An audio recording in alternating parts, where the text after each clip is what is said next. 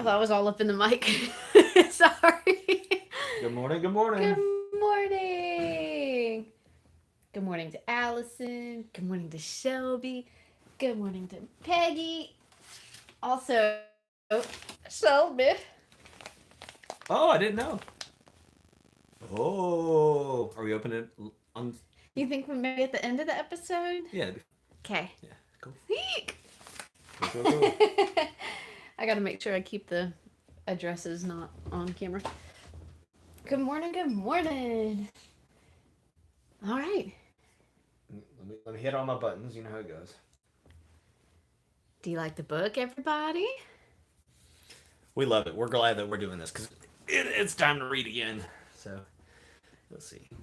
That right there. Sounds good. All right. Yeah, live review. Cool. All right, you ready? Woo! Finally, it's been like a month. It's been a while. Yeah. Welcome to Books We Never Read. Except for those we have. I'm Jason. I'm Nicole. And this is our first week of The Retreat by Mark Edwards. It is. You have like a thing that tells us what all we're supposed to say. I don't normally do this part. I don't know what I'm doing. I was going to see if you could do it. So this is episode 46 of Books We Never Read. Mm-hmm. Please make sure that... you send money to our post office box. Oh. I don't know. I'm so please make sure that if you're joining us for this is the episode that you really want to be watching, because we talk about the book as if you have already read up to the point where we are. So there's spoilers and everything. So if you haven't read through part 1 of The Retreat by Mark Edwards, unless you like spoilers, you need to back on out of here. We encourage you to participate in the live chat if you're watching it live, and if you're watching the replay, we hope you join us in the comments with your ideas, your thoughts, your questions, your analysis, and also your book recommendations. We also take the conversation off of YouTube onto Goodreads. We are a community on Goodreads at Books We Never Read, and the link is in the description box. And you can enjoy our show by watching the video or by using the podcasts feature on YouTube Music. That's where we are. We out here. We out here. Cool. Yeah. Well, let's jump right into it. Let's do it. I'm having a blast. So first of all, yeah.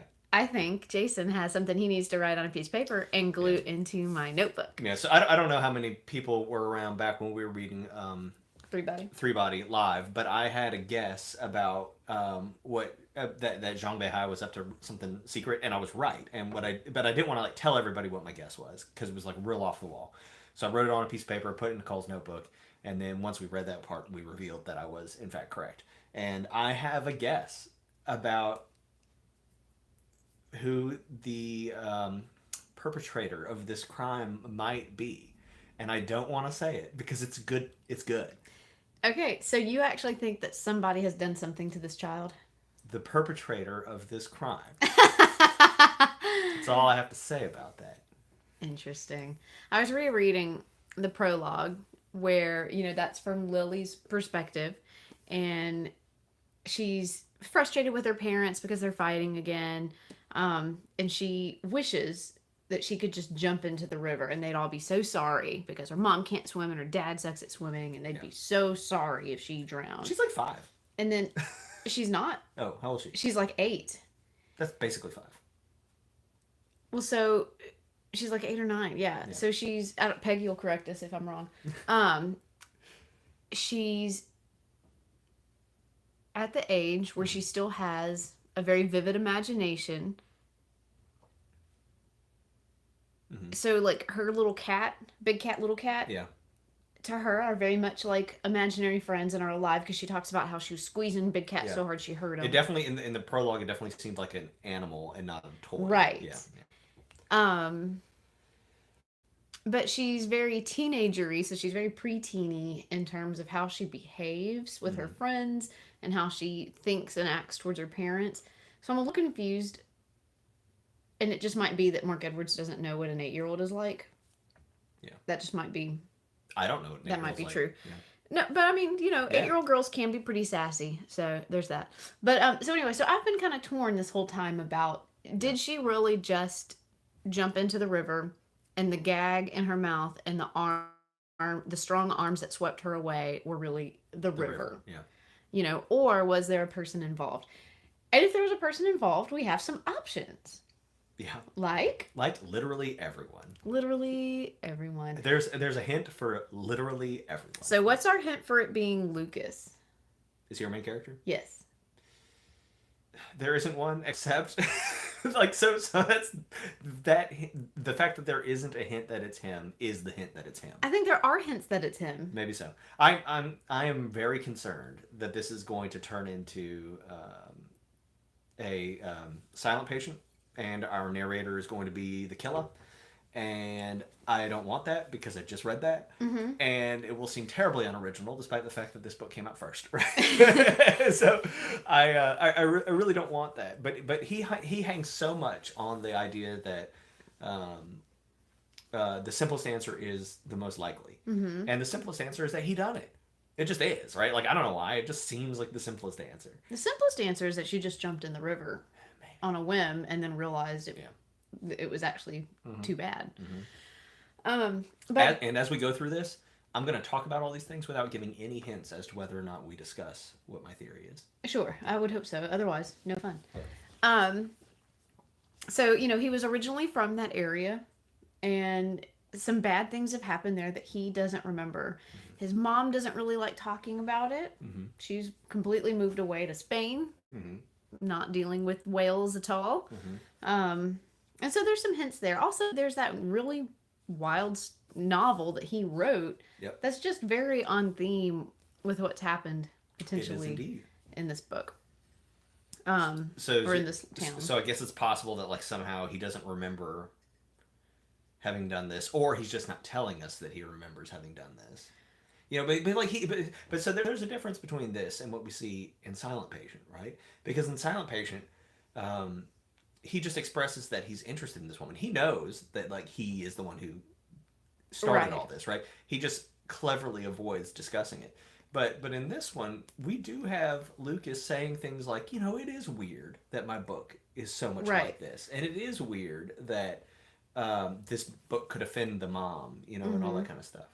Well, and I think that it could also be likely that as a child, he was endangered by or affected by a similar crime. Yep.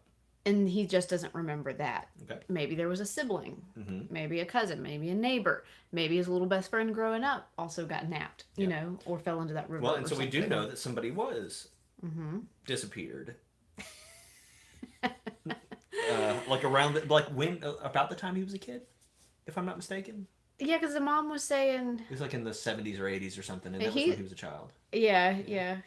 I think he was born in like 80 or something like that, or But yeah, there's another missing kid that we know about now, right? And that's why we're getting into the discussion of like the witch and talking to that old chess player and who is now dead. Yeah, I bet you anything that it was Cesar.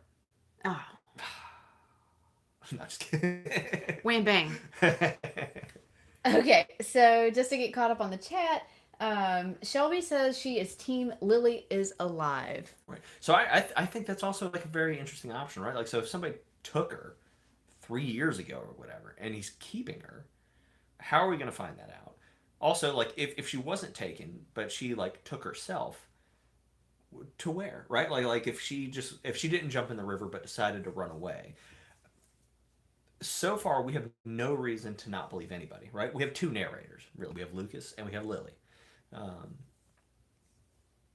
And either we need to disbelieve both, or we need to go ahead and believe both until we have a better option. I'm not sure. And at this point, I think we don't have any reason to trust either Lily or Lucas, because they both seem to not know much about their own situations. Yeah, sure. You know, so they're not like reliable narrators. Oh, I had thought about something when you said that. We'll come back. No. We'll come back to it. Peggy says that Lily was 8 when she disappeared. Yep. Now she'd be 11. Yep. That birthday cake scene, that was sad. Yeah. And then, you know, the candle going out when she probably never lit it. And right. Well, and I've said this several times before, but this is the kind of thing that I really like about this is what I like with my horror, right? And last week I had been talking a little bit about Run, Rabbit, Run. right, which has a very similar feel to it. And you're not sure if there's something supernatural going on. And by supernatural, I mean, you know, either like the witch, right, or whatever, or like the possibility of her spirit coming back and blowing out candles or making noise or whatever, or is it just like mundane murder? And I like the blurred lines of that, and so that's why I really enjoy this. In my mind, when I read that part, I literally saw Lily come run back in there, blow it out, and then go run off again. Yeah. Like actual Lily still alive, hiding out in the woods somewhere. Yeah, just like taking her vengeance out. I mean, like, honestly, if that was the end of this, that'd be kind of fun. You know, she's just been like, I'm gone like full lost boy. Yeah. I don't think that would happen because I think it's like incredibly unlikely, but it'd be fun. Peggy says he had dreams of a girl screaming and stuff. Very suspect. Yes. And Shelby says, don't bring Caesar into this. This book is too good. Right. You're right. So, yeah. I mean, he does have dreams, but he's also a macabre dude, right? Like, it doesn't mean... Could his dreams of screaming stuff be flashbacks to him, like, doing something like this, or to witnessing something like this? Certainly. But there's also coincidences, and there's only so many stories you can write. Mm-hmm. You know, I will point this out, that there is mention at one point of, like, while we're talking about Lucas as I guess we're still kind of on him as our villain, there is mention that a young girl went missing around the same time as Lily in London, and it took all the attention off of Lily. I think that is the best evidence that Lucas could possibly be the killer, because Lucas lives in London, and it never outright says that, but the neighborhood, if you Google it, is in London. So, you know, there might be something there. Yeah. So, Karen was my favorite of the house tenants, and I'm sad that she's gone now. I'm hoping that she doesn't really leave, that she comes back or something. She can't handle her weed. Little pothead Karen. But, like, at the beginning, she was very funny, and just, it seemed like a good buddy for him to have there, because the other ones are kind of weird. Yeah. And so I'm real bummed that she's gone. So, okay. Someone tried to come in her room. Someone tried to come in the other girl's room Allegedly. first. Yes. They could smell something sweaty. What's up with the sweaty smell? I think I get the feeling that is trying to allude to the father, because the father's mentioned as like being a drunk and like sweating and and that smell. He is the only character that they ever have tied like a smell to so Interesting. far. So, like why they want to put the father in there, I don't know. But it also could be somebody else, right? Like it could have been Karen. You know, it's maybe she wasn't sweaty. Maybe it was just dank weed. Like I don't know. Weed stank. Oh man. So. Musky or musty. The house is old, right? Yeah. And so, and that's a very distinct smell. And I would never confuse the smell of old wood and old varnish and old dust with a sweaty person. Yeah, I don't think so. But like, how sweaty do you have to be for me to be in bed and smell you? Like, that's impressive. Like, that's really impressive. Yeah. I don't know. And then... No, go ahead. No. I don't know what I was going to say. I was just riffing. And Lucas is hearing singing from Lily's room next door. What's up with that? Yeah. Again, like, it's one of those things... I'm not sure that any of this is happening to anybody, right? Like, what if it's just the bats? You know, like, it could... They got bats that can sing? Well, they've got bats that make noise. And stomp around. Stomp around.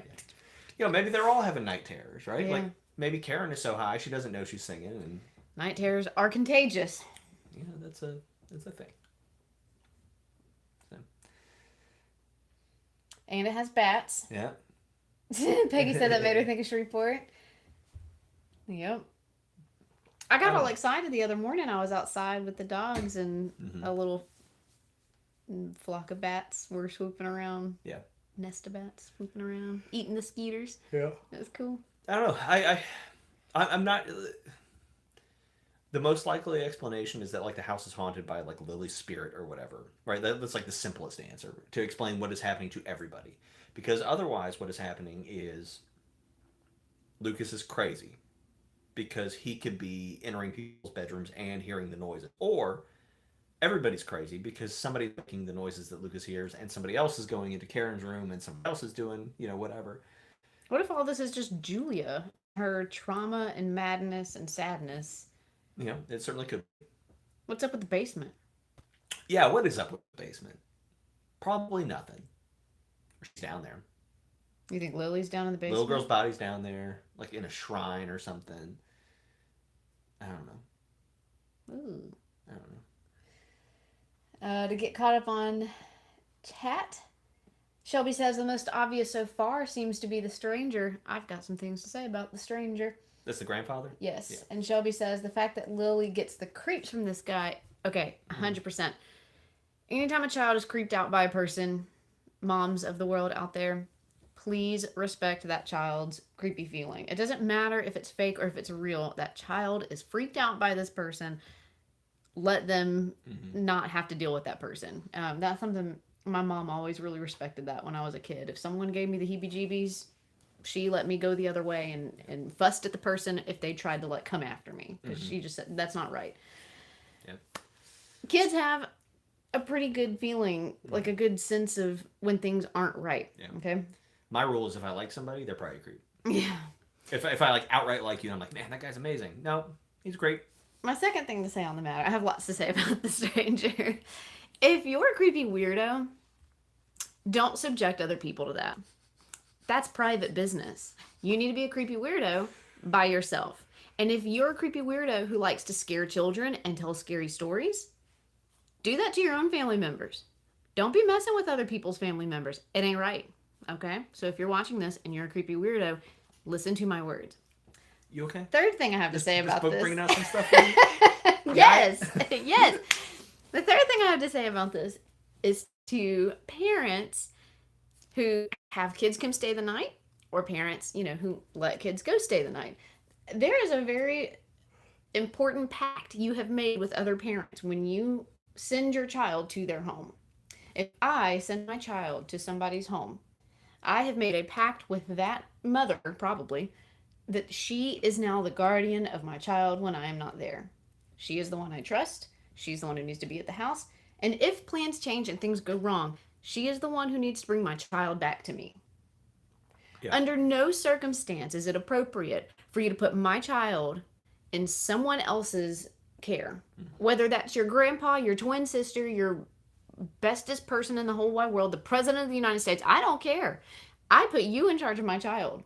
Definitely not president of the United States. Not for the last 50 years. Do not send my child home with somebody else that I don't know, we haven't agreed to, we haven't talked about it. Yeah. Especially if it's a stranger to my child and a stranger to me. I mean, there's just no acceptable reason for that to happen. So between you and the chat, what I'm hearing is Papa is the big suspect here. I don't think that Stranger Papa actually did this, but I think Stranger Papa is a creep. He needs to keep that business to himself and not subject other children to that. And I'm very disappointed in her friend's mother. She broke the rules. Yeah. Well, I agree. So Shelby says that the stranger seems to be the most obvious answer, and I agree with that. Right. Right now, he's being pitched as sort of like a because he just happened to be there when she fell off the bike. The kid feels like someone's been watching her. Yeah. If I'm not mistaken, he is also the unnamed person who interrupts the chess player conversation. Do you think so? If I'm not mistaken, they were given a similar description. Sound off in the chat on this. I'm not. I didn't put that together. Yeah, I think because whenever the private eye is talking to the chess player, somebody comes up and interrupts them, and my understanding was that it was described to be the stranger. Yeah, Peggy says yeah. Oh. Yeah. So I mean, it seriously could be him, right? Like at this point, he's doing stuff. But that speaks to my secret theory. So. I thought you weren't gonna. I'm not. I'm just saying. I'm also interested in the stranger. Ah. I'm also interested in Lucas. Mm-hmm. I'm also interested in Julia. What happened to Zara? She got told off, right? Somebody told her to move along and not dig too deep. That's what I think happened. Are we gonna find out definitively? Oh yeah, sure. I bet so. Oh man. Okay, so to get caught up on the chat, Shelby says kid spidey sense cannot be ignored, and Allison says amen. Shelby says keep your creep to yourself, need a t-shirt. And Shelby says she didn't put that together either. She was eye rolling at the mention of chess. It cannot be escaped. Flanders panel will forever be with us in our hearts. Peggy says, speaking of Zara, what the heck? And she says the old lady at the B&B creeped her out. That's her guess. Yeah. Peggy thinks Zara is dead. I also had that idea. And I forgot that I had that idea.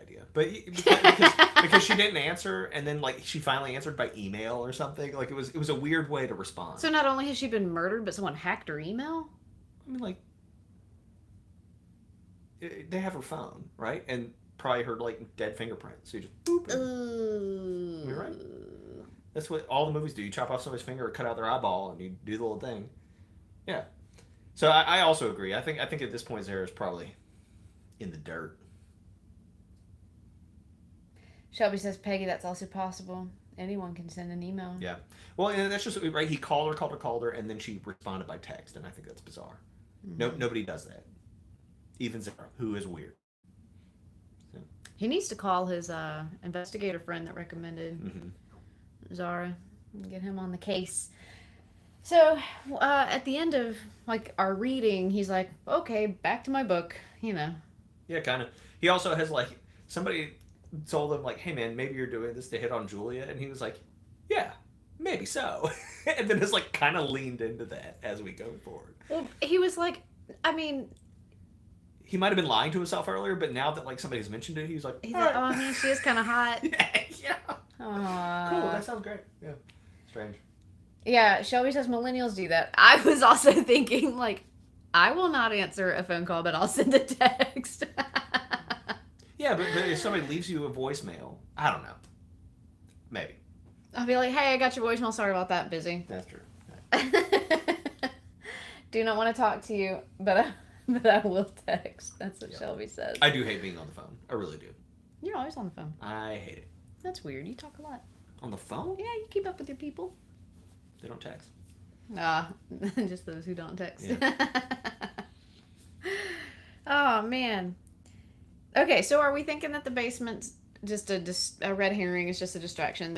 It's just really a messed up basement and it's not safe. Yeah, I don't know. You know, of course, in stories like this, you got to throw out your false trails, and there's just no hint yet as to what could be the basement. Mm-hmm. You know, what ended up being the deal? Why did we go in the attic? Bats. But, like, what did Karen think it was? There was somebody stomping around up there.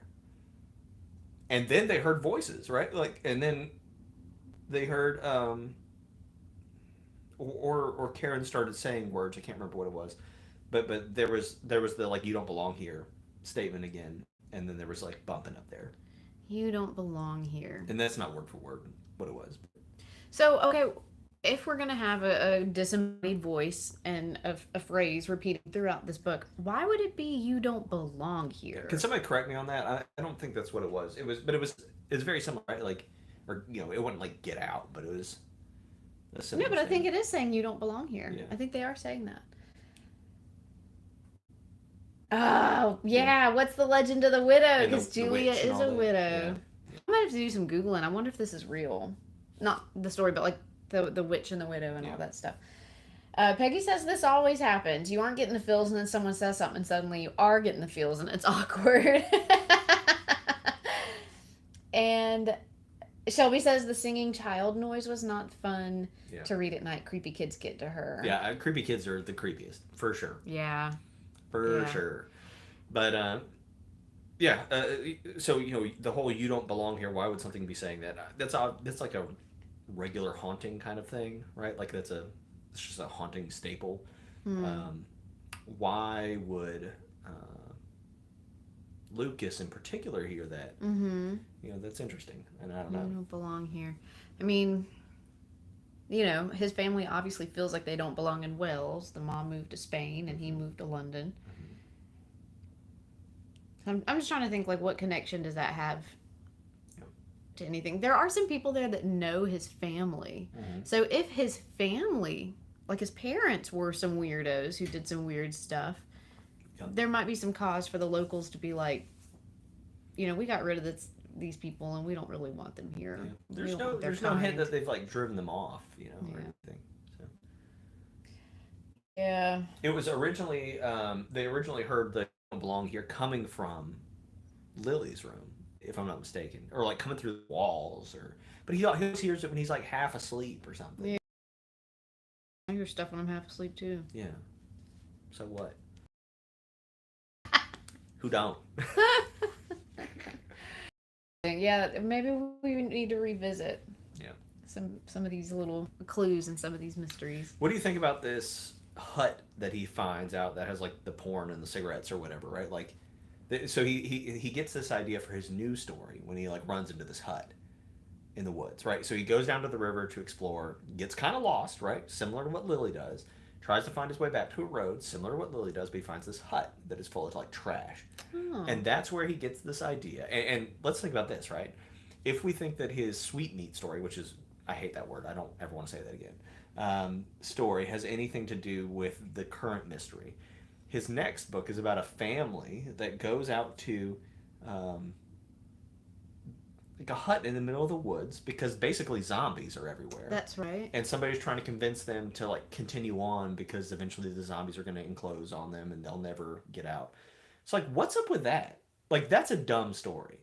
Not interesting at all. Also, Sweetmeat's not interesting. Yeah. But, like, if one is a hint, is the other a hint? And someone typed more of a story that didn't belong on his typewriter. Mm-hmm, mm-hmm. Yes, and it was about a little girl somebody trying to convince them. That was the part about them moving on to the next place, I think. Interesting. Yeah. And as far as finding the hut, it's just where some teenagers keep their stash. But like witches have huts? They have cigarettes and porn.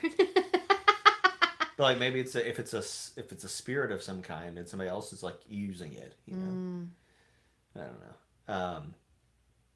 This book reminds me a lot of, I think it's called Shaun of the Dead. It's one of those it's one of those like British comedies that's like real bizarre. And if you are enjoying this book, that's not what it's called. It's called Hot Fuzz. Is that Hot Fuzz? Which one is it? I'll figure it out for you guys. Hot Fuzz is cop-related. Yeah, this one, the one I'm thinking of is also cop-related. Okay. I'm not catching Hot Fuzz. It is Hot Fuzz. Okay. Yeah, it's Hot Fuzz. I'm getting some Hot I'm not going to say, but... Something about wasting... there's a heart in the way. I can't see it. Is that what she says? Yeah, something about wasting skin. Yeah. Shelby says, "You Don't Belong Here" could be directed to whoever had that room before the retreat.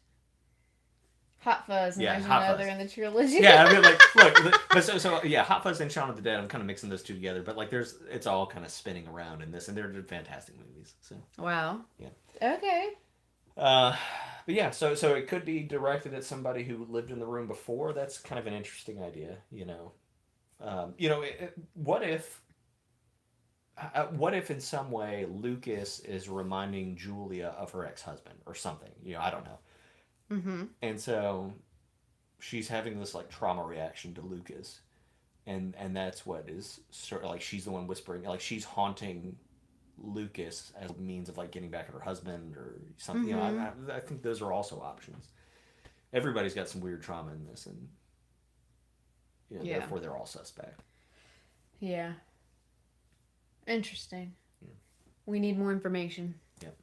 Time to go read. Bye. I'm ready to go read. I am. Yeah. I don't know. So have we hit all our suspects? Yeah. Do y'all have anyone else that we need to be considering? I do.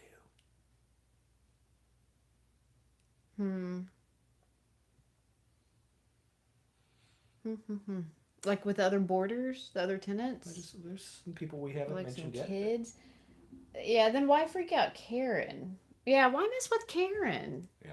Poor little Karen. She's just smoking her arthritis weed and trying to write a book. Yeah, I don't know. But also, Karen was high, right? And so you could have like it would not be surprising to have like an actual haunting and then somebody who was just like high and had like similar things, right? And at one point she was like, I guess I have night terrors. Like, yeah, well then you're not haunted, right? We all know how this works. So. Yeah. Yeah, okay, so what is the point of the other two boarders? We're not, I mean, they're just filling space. Like, we're really not getting a lot about them. They're working together. They're having a relationship. They're not having a relationship. Yeah. I I don't know what the point of that is. I get it makes for interesting discussion. It makes for an excuse for him to get out into town and to meet people. Yeah. It also gives you extra suspects, I suppose. I don't see either of the two that are left as potential perpetrators, but like maybe, it certainly could be. Oh, yeah. The cab driver's dating the motel daughter. Mm-hmm. I forgot about all that, Yep. that was all connected. Yep. So the cab driver is potentially an option. He's also the son of... The cab driver is a son of somebody we have met. Maybe the chess-playing man. Right. Yes. Yep. Yes. Allison says... Allison called Karen a Karen, I think. Yeah, so the cab driver is an option because he would be... we're told that these roads are like relatively empty. He's also the only car we have ever been described other than Zara's car, like literally. Yeah. And so it's entirely possible that he could pull up on a kid and kidnap him. That's an option. Yeah, it's just such a small little town. Yep. So I mean, there's just I don't know. I feel like in such a small town like this, if there's someone up to some shenanigans, no one really knows. Like, okay, it's Crazy Bob, and it's time to take him to jail. Mm-hmm. So, do you think that Lily's potential disappearance is related to the disappearance many years before? Like, do we think it's the same person, or do we think it's the same spirit? Right? Like, if it's really a witch or whatever. Because that's... we haven't really talked about that yet, but like the other suspect is the witch. Right. So. There is some kind of witch widow situation. Yeah, I mean, like, what if it's just like a little, like a weird cycle, right? Like Julia is the widow. She's lost her daughter. Yeah. And it's just like something that recurs, right? Yeah. I mean, like, there's lots of stories like that, right? Where the demon comes out every 30 years and picks a child and drags them back to hell and yada yada. Right. So Peggy has put her theory in her phone. She's locked it in. All right, we'll make a video of me putting my theory into a note. Yeah. Shelby says, I think Lucas should investigate the first disappearance to see if there's similar paths. Absolutely. And I think that we're going to get that. Oh. I think that we will. Okay. Do you think he's going to finish his story? That's what he came here to do. Yeah. It's really funny because, like, so far I'm enjoying this book, but the books that this author is having his author write seem bad. They just don't seem very good. Even the writing, I'm just like, Lucas is not very good. Mark Edwards, you're fantastic. I'm having a great time, but Lucas is not a very good author. And Mark Edwards has many other books. Oh, does he? Yeah, okay. They're all popping up on my Kindle now. Cool. As recommendations. Okay, is there anything that we're forgetting to pick apart?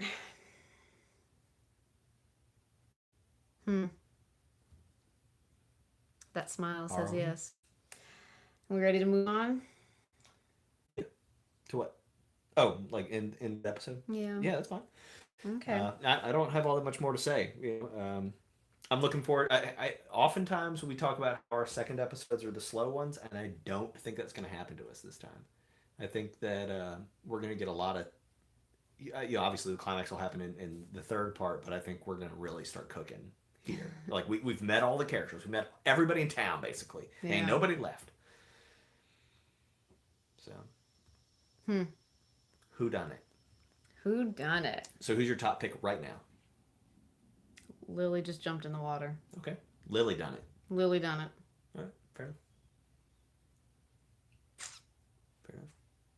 I can't say. I don't know. I'm not good at guessing the resolution. Y'all know I love this. I love guessing. I love it. I am. All right. No bueno at it. So let's go ahead and wrap up for today. Thank you everybody for being here. We had like 6 people in here. That was kind of cool. Yeah. If you watched but didn't say anything, that is totally fine. But put your guesses in the comments. Yes, we would please. love to hear who you think it's I going to really be. want to Just because hear. it's fun. I want to hear lots and lots and lots of possible ideas. And if you guys guess it right, I'm not going to be mad. But if I guess it right, ruin it for everybody, that seems bad. So I'm not. Yeah. I have a responsibility. You don't. And if y'all are enjoying this and want to do this sort of mystery again in the future, like, please let us know that, because this is definitely fun. Mm-hmm. And this is really the first book of our, what we're calling our second season, right? Like our second year of doing this. Mm-hmm. And so because we have done a sort of like mystery, by our new plan, we are required to do at least one more, you know? Mm-hmm. So we'll definitely be coming back around to this. So, all right, Peggy says open the package. She's got it in her hands and it's like, I'm like slowly ripping it open. All right, get it. Let's do it. Okay, so while I'm ripping into this package, this week in literary history, September 1st is Back to Hogwarts Day, just so you all know. Man, my stomach is really growling. Yeah, mine too. You want to get some meat after this? Oh, yeah. Whoa. What is that? Shelby, how on earth do you $700? I'm just do this so fast? Okay, so I just pulled it out of the envelope, and this was all I saw. That's all we see. How? Oh, this is about Dune, isn't it? Oh my gosh. Okay. Wait. What? I'm going to let them see it first. Whoa! It says Dune 2023. And then it says Cuisinart Snack Attack. That's amazing. Look at that detail. Wow. Look that is so nice. That. Yeah. That is crazy. I'm looking at it. And look, this is a guy doing like the special walk against. Yes. Yeah. Whoa. That is Shelby, thank you so much. incredible. Yeah, we'll have to get that framed and we'll put it back here with all of our other stuff. How do you do this so fast? Look, he even has like detail to his his suit. His still suit, yeah. Cool. Oh my goodness. Thank you so much. That is amazing. Thank you. Wow. All right. Oh my gosh. Shelby, I knew that was the back, but just seeing the back indicated how much was going on in the front. Yeah, wow. Oh man. Shelby, you are so talented. Thank you so much. Yeah. We will promptly get it framed.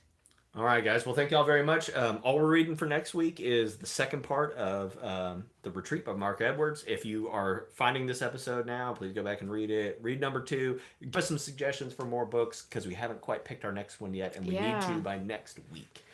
And part 2 is chapters 20 through 33. If your Audible doesn't give you parts. But it will tell you before it starts the next part. Oh, part really? 2. Yeah. Gotcha. It does. It does. If you're listening. Sometimes I don't hear the chapter. I'm just like going. All right, I'm about to go finish part 2. All right. I'm going to go eat. Oh, yeah. Y'all have a great weekend. Thank y'all very much. Thank you. Bye. See you next time. Happy reading. Oh, this is so cool. Look